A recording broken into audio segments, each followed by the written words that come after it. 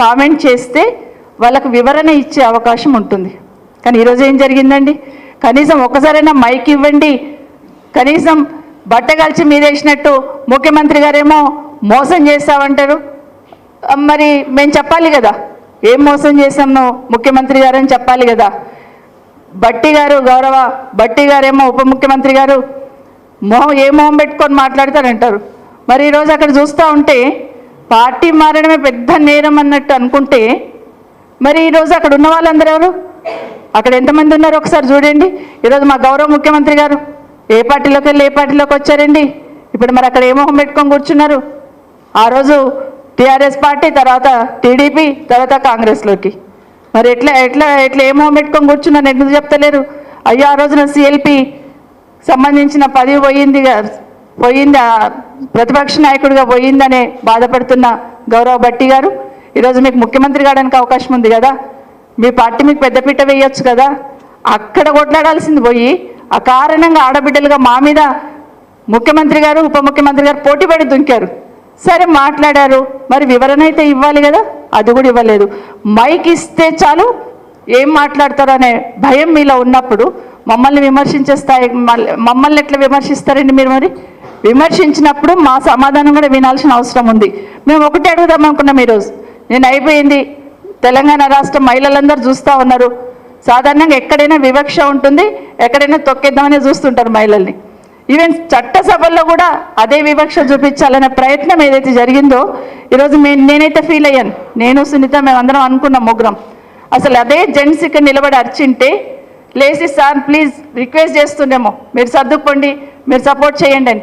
ఈరోజు కనీసం ఒక్కరు కూడా బాధ్యతగా అక్కడ ఉన్న వాళ్ళు ఒక్కరు కూడా, ఎవరు ఇద్దరు గౌరవ శాసనసభ్యులు రిక్వెస్ట్ చేశారు కూర్చోమని తప్పిస్తే, ఈరోజు ముఖ్యమంత్రి గారు ఉన్నారు, ఉప ముఖ్యమంత్రి గారు ఉన్నారు, మా శ్రీధర్ బాబు గారు ఉన్నారు, ఒక్కరైనా కనీసం ఎక్స్పెక్ట్ చేసినాం. కానీ ఇది కూడా ఇక్కడ నిజంగా చాలా బాధ అనిపించింది. ఇదే కాకుండా ముఖ్యంగా ముఖ్యమంత్రి గారు మాట్లాడుతూ కూడా మళ్ళీ మాట్లాడుతూ కూడా నిన్నటిదే మాట్లాడడం మొదలుపెట్టాడు. మాకు వివరణకు అవకాశం ఇవ్వకపోవడం ఒకటైతే, మళ్ళీ మైక్ పెట్టుకోగానే మళ్ళీ అదే మాట్లాడడం మొదలుపెట్టాడు.